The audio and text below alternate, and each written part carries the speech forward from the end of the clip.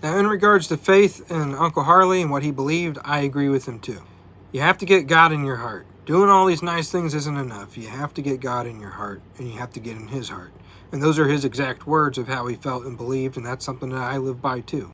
Now, am I perfect? No. Do I fail? Yes. We all fall short. I fall short. But it's the kind of person Uncle Harley was, is why I'm so passionate about pushing it out there, because there's a lot of misinformation out there from people. The brand is forced to have to resurrect him from the dead to try to save their own image.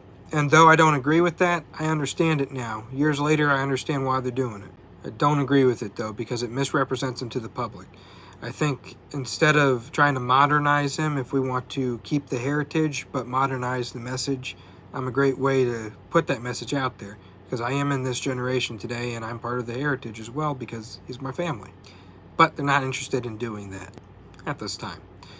But I am interested in showing people who Uncle Harley was. And by finding these old interviews and these old videos and stories that are out there and that the family has of Uncle Harley, I believe it's important more now than ever to share them with the public, even if you don't agree with them, even if you believe something completely different, just to see what kind of person he was and how Kentucky Fried Chicken came to be.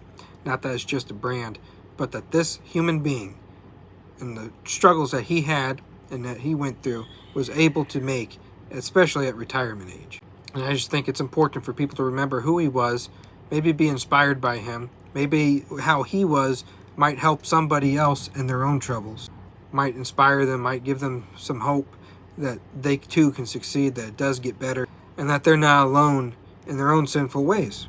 Another interview going around out there that I also shared on my page of Uncle Harley talking about how he never was a bad man. He was never a bad fella.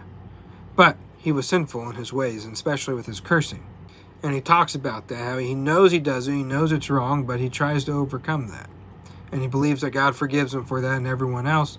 And if he doesn't forgive them, then the Bible holds no truth, because in the Bible it says the Lord will forgive. And he was very passionate about that. Even while representing the brand of Kentucky Fried Chicken, he did not hide his faith at all. And while that also sold the product, when he would go onto these religious talk shows and talk about his testimony, that still sold the product, but he was also telling people his story. And if people wanted to listen, people were there to listen, then he would tell it.